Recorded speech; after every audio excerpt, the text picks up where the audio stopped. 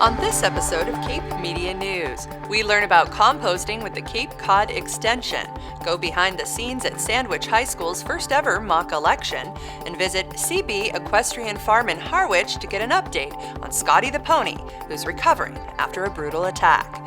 These stories and more, this is Cape Media News.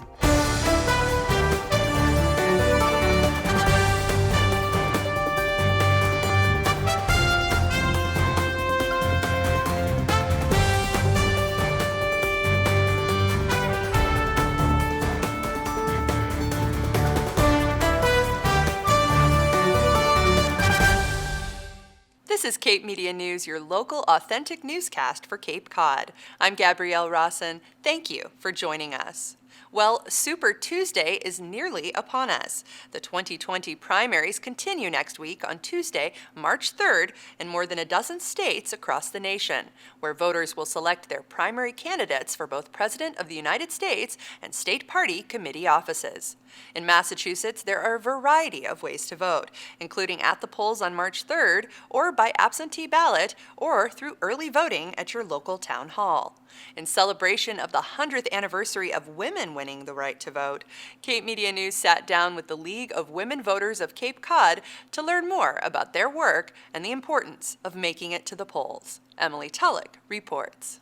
Hello and welcome. I'm Emily Tulloch with Cape Media Conversations. I have with me in the studio today Rosemary Shields, Florence Selden, and Suzanne Brock of the League of Women Voters of the Cape Cod area. Thank you guys so much for being here with us today. You're welcome. Thank you for having us. So, 2020 marks the 100th anniversary of women fighting for the right to vote, and it also marks the 100th year of the League of Women Voters. So for our viewers at home who might not be familiar with this organization, can you sort of take us through what your mission is and what services you provide? I would say that the primary mission of the League of Women Voters is to educate people and to advocate for positions that they feel are important to them after we've done a lot of study on the issues.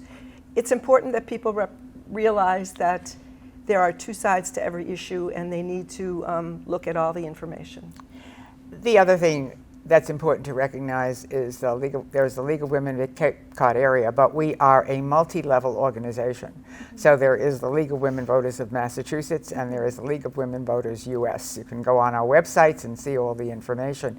And it's important to recognize that we have strength across the country. There are 700 plus state and local leagues. We have over 500,000 members and do a huge amount of work in terms of voter education, but also issues such as voter suppression, gerrymandering. I like that we're the League of Women Voters because we have a historical context there, but we take all members, males, anybody, but we're really out there to get people to vote. And of course, March 3rd, this coming Tuesday, is Super Tuesday, and we have to get everyone out that we can to vote. One of your goals is that you want to get people to the polls to vote. Right. So what are some services that you are providing?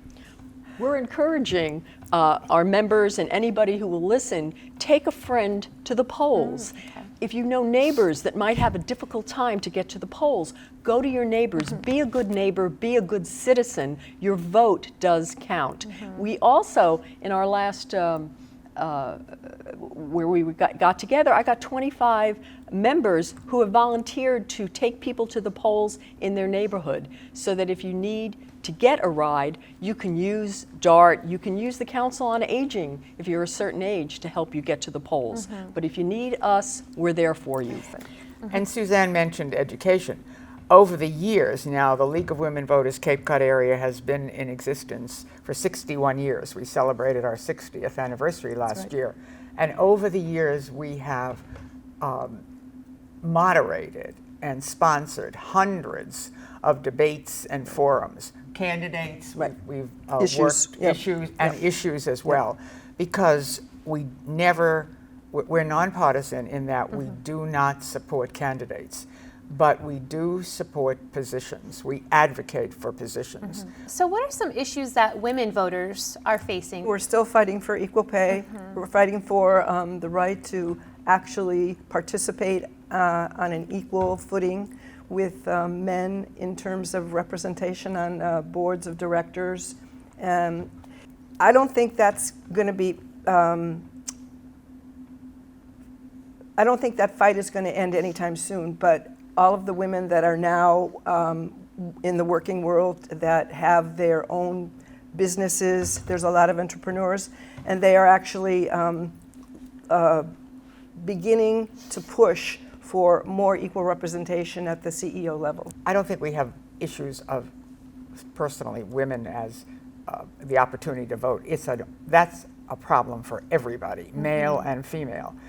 Voter suppression, closing of polling places. We're opposing a bill in the legislature that calls for voter ID, photo IDs, because the issue is really all people. And that's our concern, not just for women, but there are too many things going on to suppress votership instead of expand it. Right, in particular, people of color. Yes, absolutely. Right, and well, that's right. That's where it's affected in the minority community. So women have made a lot of progress over the past 100 years. So what do you think the next 100 years looks like? And do you think we're ever going to get a female president? Yes. We don't know when, but hopefully we will.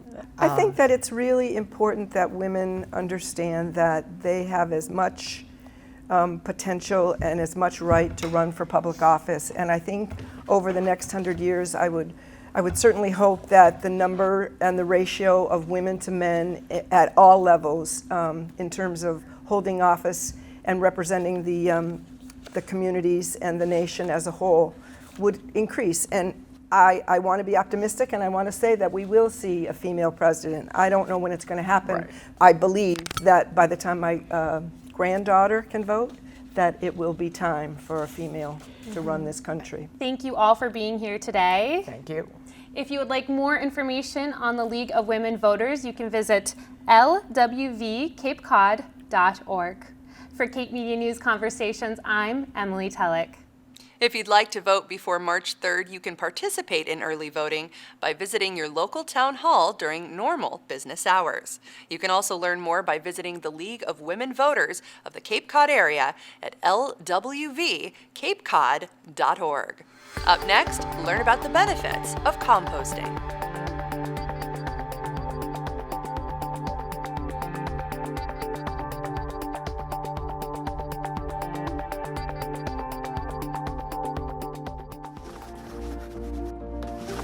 Beginning in March, the U.S. Census Bureau will invite households across the country to participate in the 2020 census.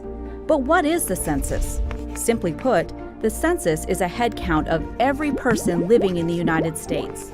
To be sure the government represents the people, the U.S. Constitution requires a population count every 10 years. Ever since 1790, the census has determined the number of seats each state receives in the U.S. House of Representatives.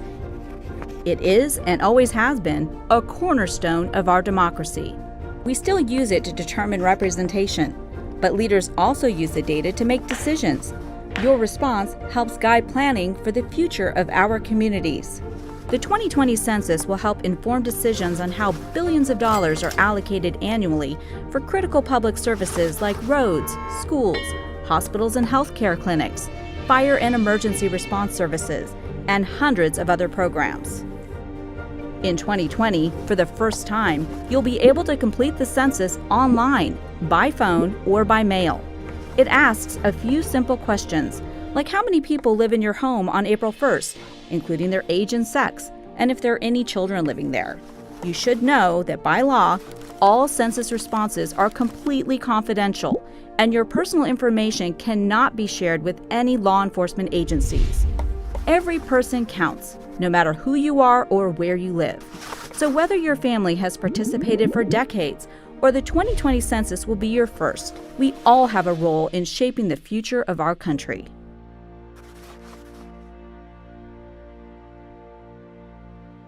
Before you toss those banana peels or uneaten vegetables into the trash, consider composting them instead. Composting is a form of waste disposal that's great for the environment, and it can even save you money. Cape Media News met with Carrie Parcell, Waste Reduction Coordinator for the Cape Cod Cooperative Extension, to learn more about the benefits of composting. Emily Tulloch reports. The Environmental Protection Agency estimates that approximately 75 billion pounds of food in the United States are thrown into the garbage. When food sits in landfills instead of decomposing in the process of composting, it generates methane, a greenhouse gas more powerful at trapping heat in the atmosphere than carbon dioxide. Composting food is the simplest way to prevent methane emissions while creating nutrient-rich soil and reducing the cost of your trash bill in the process. So in the United States, about 1/3 of our agriculture or manufactured food is actually wasted, expired, doesn't actually make it even to the grocery store. So instead of putting it into a waste to energy facility like we do here in the Commonwealth, or putting it into a landfill like we do have in the Commonwealth, we can actually compost that and make a fresh, clean soil to grow our plants, gardens, and other agricultures and farming into there. So it's a really great way to organically reduce the food waste itself and the methane gas that goes into our atmosphere from landfilling it. Composting not only helps the environment, but saves residents on costs associated with waste management facilities. It saves us money because trash costs are by ton, and those trash costs go up, exponentially. So if we as residents and businesses are pulling that weight, it's about 24% of our waste stream. If we're pulling it out, then we're saving money on that trash cost, that tonnage. And so it's really sort of about, our pocket and our wallet and that bottom line, but it's also about being environmentally sustainable, and it's really not difficult. Have you always wanted to compost at home, but don't know how to start? It's easier than you think. Home composting is typically on a fairly small scale, if not a super small scale. Basically what happens is you're going to start with a pile of leaves and yard waste, and that's kind of another organic compost, leaf and yard waste only. And then as you're adding the food waste, you're going to let that kind of turn. What's happening is you're cooking it, and then you're going to cure it. But as you're cooking it, you'll start to notice that it's going to turn into this really earthy smelling, black, sort of rich soil, and you're going to start to see some bioorganisms in there like worms or flies, and those are not scary. That's good. And then what I did with my spinner is once I was done, I would shovel it out into a barrel that had a burlap sack in there, and then I would put that compost in there, close the lid, and now I'm curing it to finish it. And then the next season, I would use it in my gardens. You don't have to have a spinner. You don't have to have that Darth Vader mask, known as the Earth Machine. You can literally kind of, pick a spot in your backyard, in your farm. You can worm compost in your kitchen if you want to. So there's all different ways that you can do that to create this organic material from wasted food and food waste. If you don't want to keep your food waste at home, there are 9 towns across Cape Cod that offer a transfer station for composting, located in Barnstable, Brewster, Chatham, Dennis, Falmouth, Mashpee, Provincetown, Truro, and Wellfleet. The waste collected is taken to different farm vendors across the Cape instead of being composted on site. However, Orleans may be the first town to change that. I have a meeting with the town of Orleans about this exact topic and whether or not they're ready to start composting at their transfer station rather than just having collection bins. They really want to mix it into their leaf and yard waste. So that would be the first true Cape Cod system at a transfer station where the compost is happening here. Carrie hosts informational sessions on Composting 101. For more information, email her at carrie.parcell@barnstablecounty.org. In Barnstable, for Cape Media News, I'm Emily Tulloch. To learn more about waste reduction, visit capecodextension.org. Tragedy struck Cape Cod earlier this month when, in a bizarre act of animal cruelty, a pony known as Scotty was brutally attacked in his shed at CB Equestrian Farms in Harwich. Although he survived his injuries, Scotty underwent surgery and will need continued rehab to fully recover. To help pay for Scotty's medical costs, the Cape Cod community came together to raise funds for his treatment.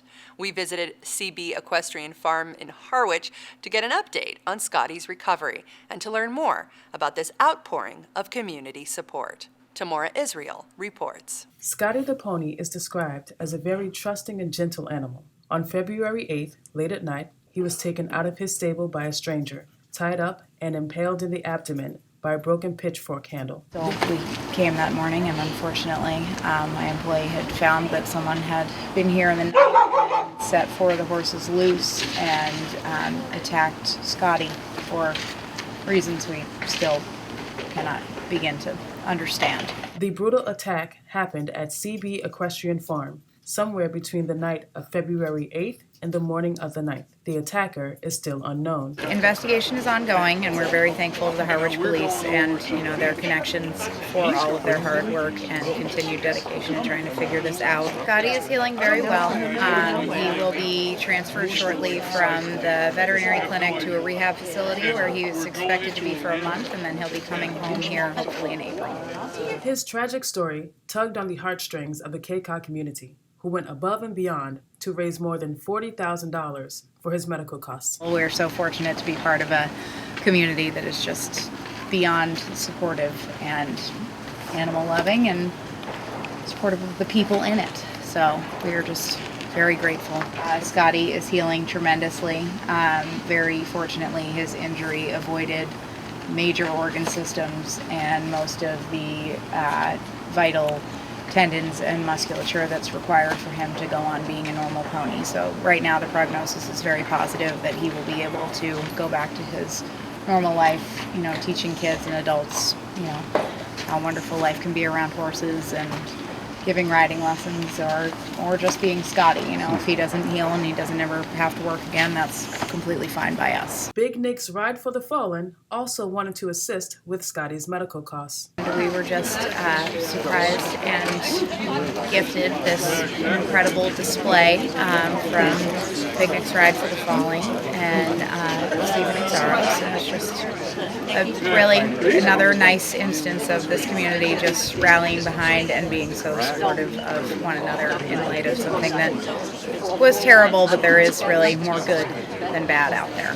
We call it 5 for Good. We do rides like this every Sunday all year long, weather permitting, and each person puts in $5 or more, and before that day is over, before that ride is over, we give it to somebody or something or some animal to show our love and respect. If anyone has information about who did it to this animal, please let us know. And if you have any other way, if you think something's happening to animals, report it. Animals can't speak for themselves. You can follow Scotty's medical journey by following CB Equestrian on Facebook. In Harwich, for Cape Media News, I'm Tamora Israel. And if you or anyone you know has information about the incident involving Scotty the Pony, please contact Sergeant Bob Brackett of the Harwich Police Department at 508-430-7541. Up next, Sandwich High School hosts its first ever mock election.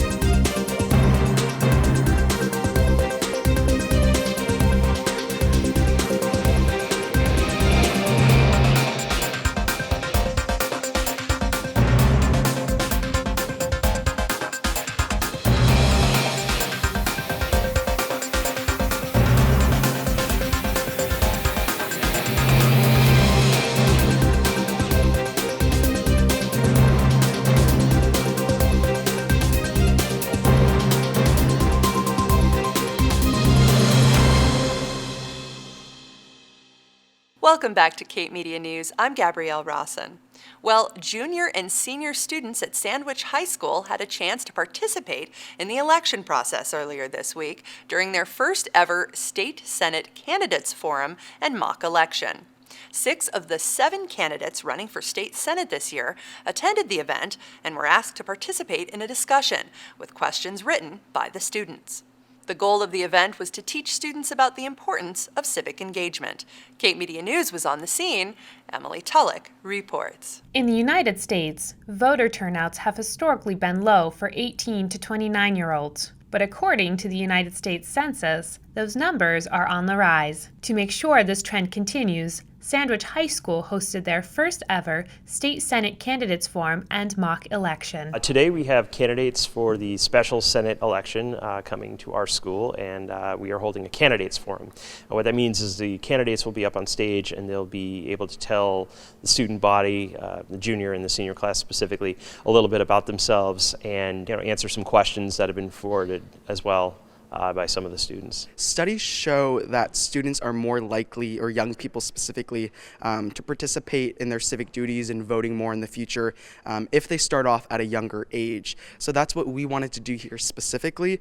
I know the state has been trying to push civics curriculum more and more, and so that's something that we have been really focused on, myself and Mr. Welch, this past year. It's really making sure that students know the importance of their voice and then how to use their own voice as a mechanism and an ability to bring about change in their government. The mock election was designed to replicate the electoral process, starting with a form and concluding with students casting their ballots in simulated voting booths. Before the event, we actually put out a survey to all juniors and seniors to allow them to sort of put in issues that they cared about and any questions maybe they wanted to ask them, so that way we were able to come up with extensive questions that we thought were representative of what the students themselves wanted to know. So we are having a forum. So we're going to have one forum for Republicans. Unfortunately, Jay McMahon, the other Republican from Bourne, couldn't be here, but Jesse Brown is going to be here. And then we will also have a Democratic forum. Once we hear from all of the candidates, then we'll move into sort of that voting procedure. And so we have a bunch of student volunteers who are going to sort of act as the pollsters or clerks, as you will, and they'll sort of be checking people into voting and going to the voting booths. And the whole idea is to sort of simulate the entire process of voting, so that way people get that experience. Sandwich High School hopes the mock election educates the next generation of voters on the importance of civic participation. I think that this is specifically going to be really important, not only for the educational value for students learning about state politics, learning about who their next state senator will be and the importance of voting, but also I think this will be sort of important for the public because it'll show who students and young people are sort of leaning towards. I think that students are going to have reinforced to them the importance of civic participation, especially with politics being what they are these days. This particular age group is becoming more and more active, and I think that's a very useful opportunity for them to meet these potential leaders in front of them today. One of them is going to be their senator. The results of the election determined Jesse Brown won the Republican ballot with 96.1% of votes. Thomas Moakley won the Democratic ballot with 47.5% of the votes. In East Sandwich, for Cape Media News, I'm Emily Tulloch. The State Senate Candidates Forum and mock election was held on February 25th at Sandwich High School. Students old enough to vote are being urged to vote in the primaries on Super Tuesday. Well, that brings this week's episode of Cape Media News to a close. Please follow us on Facebook, Instagram, and YouTube. And thank you so much for watching. We'll be back next week with a brand new episode. With Cape Media News, I'm Gabrielle Rawson.